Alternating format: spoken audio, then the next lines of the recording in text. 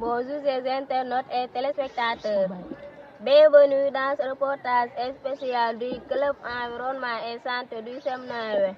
Aujourd'hui, nous abordons un sujet qui nous concerne tous, la pollution.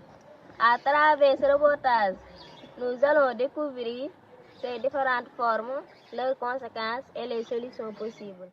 La pollution est une dégradation de l'environnement provoquée par la présence d'éléments nuisibles. Elle peut se manifester sous différentes formes. La pollution de l'eau, la pollution de l'air, la pollution du sol et la pollution sonore.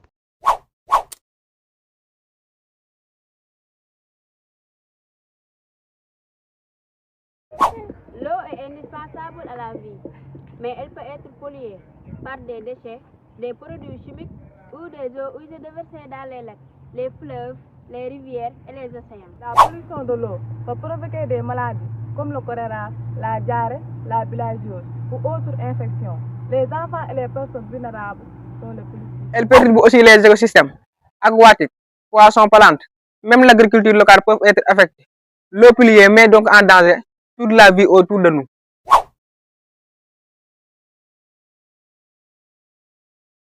L'eau est essentielle à la vie car il nous permet de cultiver nos aliments et de soutenir notre environnement.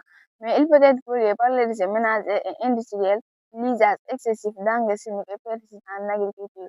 Cette pollution détériore la qualité de la terre et menace notre... La pollution du sol réduit la vie des terres. Elle peut également contaminer les cultures car les produits chimiques et déjà présents dans le sol peuvent être absorbés par les plantes.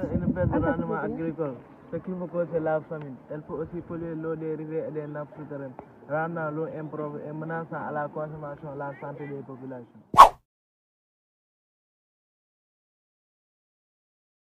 La pollution de l'air est l'accumulation d'éléments toxiques dans l'air, dégradant ainsi la qualité de l'air.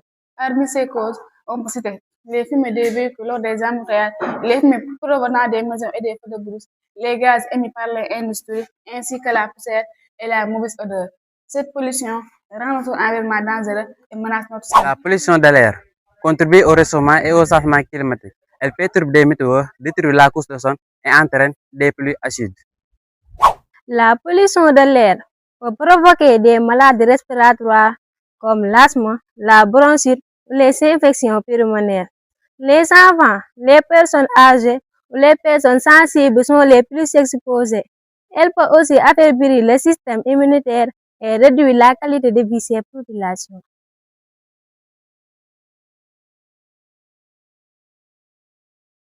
La pollution sonore est l'excès de bruit qui dérange les êtres humains et perturbe l'environnement. Parmi ces causes, on peut citer les embouteillages, le bruit des moteurs, les fêtes et cérémonies bruyantes, mais aussi l'usage excessif de l'appareil sonore. La pollution sonore peut provoquer du stress, des troubles de sommeil et des difficultés de concentration. Elle favorise également des problèmes auditifs pouvant aller jusqu'à une surdité héréditaire. Dans le cadre de notre présentation sur les différentes formes de pollution, nous recevons aujourd'hui M. Marc afin de recueillir son avis en tant que géographe sur cette problématique qui touche notre environnement et notre santé. Bonjour monsieur et merci d'avoir accepté notre invitation. Pourriez-vous vous présenter, s'il vous plaît? C'est M. Marc, professeur de lettres, histoire, géographie au SEM Nayobe Gaye. Je mesure à sa juste valeur cette invitation et je prie par la grâce de ce mois béni de Ramadan qu'Allah subhanahu wa ta'ala bénisse donc cet entretien. Merci.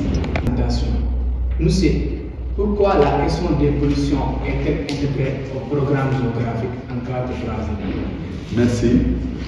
D'abord, quand on parle de pollution, il faudra savoir que donc c'est une modification de la composition d'un milieu de vie par des substances nocives.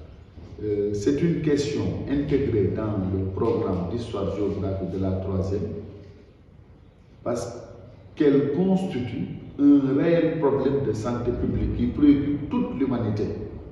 Donc d'où la nécessité d'imprégner les apprenants qui sont les futurs responsables donc d'en faire un défi. Donc voilà donc l'intérêt que cette question porte. C'est pourquoi donc elle est intégrée dans le programme d'histoire géographique. Merci beaucoup. Merci monsieur de votre réponse. Maintenant, quelles sont les principales formes de pollution étudiées en classe 3e et quels sont les impacts majeurs? Donc, en classe de 3e, les différentes formes de pollution que nous avons eu à étudier sont la pollution atmosphérique, la pollution des eaux et des sols, mais aussi la pollution nucléaire. La pollution atmosphérique, généralement, c'est une pollution provoquée du rejet dans l'air d'éléments nocifs par les moyens de transport, mais aussi par les industries. Et ces conséquences sont énormes. Et parmi ces conséquences, on peut retenir donc parmi ces conséquences, comme on l'a dit tantôt, les pluies acides. Et ces pluies acides constituent un danger pour la couverture végétale. Mais cette pollution aussi peut provoquer un amincissement, un rétrécissement de la couche d'ozone. Et vous n'êtes pas censé savoir que donc la couche d'ozone nous protège contre ce qu'on appelle les êtres ultraviolets. Donc cette pollution aussi peut être à l'origine de certaines maladies, comme les bronchites, mais aussi elle peut provoquer des difficultés respiratoires ou bien les irritations des yeux. Maintenant, en ce qui concerne la pollution des eaux et des sols, c'est une pollution généralement provoquée par l'utilisation de certains produits chimiques dans le cadre de l'agriculture, mais aussi par le rejet d'ordures ménagères, mais aussi provoquée par ce qu'on appelle les marées noires. Les marées noires, c'est le rejet de produits pétroliers dans la mer. Et cette pollution aussi a d'énormes conséquences. Et donc c'est une pollution qui peut provoquer la destruction de la biocénose aquatique, autrement dit de la voie aquatique. Mais aussi c'est une pollution aussi qui peut provoquer des maladies telles que les diarrhées ou bien la bilharziose. La pollution nucléaire, généralement, c'est une pollution due aux manipulations de certaines substances radioactives, mais aussi elle est aussi due aux expériences nucléaires. Et cette pollution aussi constitue un danger pour nous, population humaine, population animale, aussi bien que la population végétale. Voilà. Ah d'accord, on comprend. Maintenant, pourriez-vous nous expliquer en quoi la pollution représente-t-elle aujourd'hui un défi important pour le développement durable? La question de la pollution est une question cruciale qui interpelle toute l'humanité. Donc, elle doit être imprégnée aux apprenants pour leur préparer à relever ce défi. Donc voilà tout l'intérêt d'imprégner les apprenants pour leur préparer à relever ce défi, qui est la pollution, qui constitue donc un réel problème de santé publique, un réel problème de santé publique. Merci beaucoup pour votre réponse. Selon vous, quel rôle les citoyens et particulièrement les jeunes peuvent-ils jouer dans la lutte contre la pollution? C'est une question, comme on l'a dit tantôt, cruciale, interpellant toute l'humanité. Donc, un réel problème de santé publique. Donc, le citoyen a un rôle important à jouer, particulièrement les jeunes. Ils doivent être donc les sentinelles. Ils doivent être les sentinelles, c'est-à-dire être les avant-gardistes. Voilà donc le rôle des citoyens et particulièrement des jeunes. Merci monsieur. C'est la fin de votre entretien. Quel message souhaiteriez-vous adresser aux élèves et aux populations pour mieux protéger notre environnement? Donc merci chers élèves. Le message est clair. Luttons tous pour préserver notre environnement.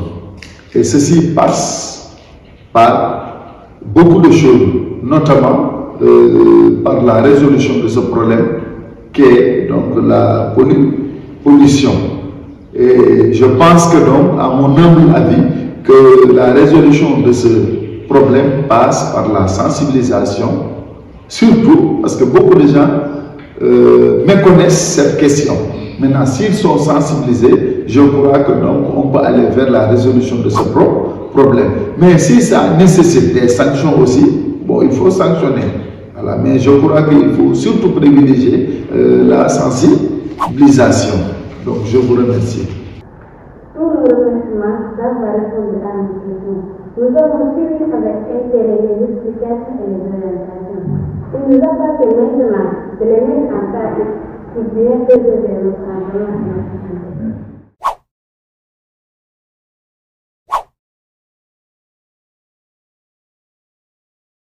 Pour protéger nos eaux, nous devons éviter de jeter des déchets et des produits toxiques dans l'eau.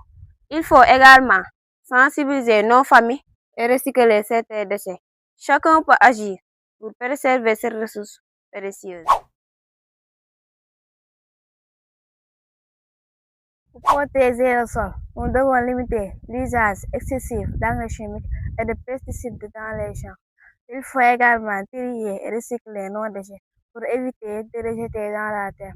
On peut remplacer les sachets plastiques par des sachets biodégradables. Il est important aussi de planter des arbres ou des cultures de couverture pour se dégrader. Ensemble, nous pouvons préserver la qualité du sol et garantir un environnement sain pour les générations à venir.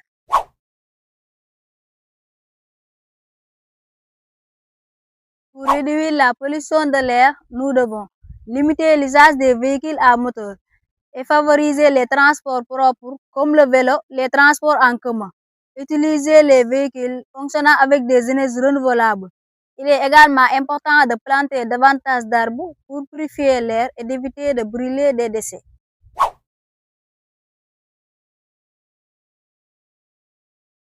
Pour lutter contre la pollution sonore, nous devons adopter les comportements citoyens, limiter le volume de la musique, éviter les calations inutiles lors des embouteillages et réduire les bruits liés au transport. Respecter le code de la route contribue également à rendre notre environnement plus calme et plus agréable à vivre.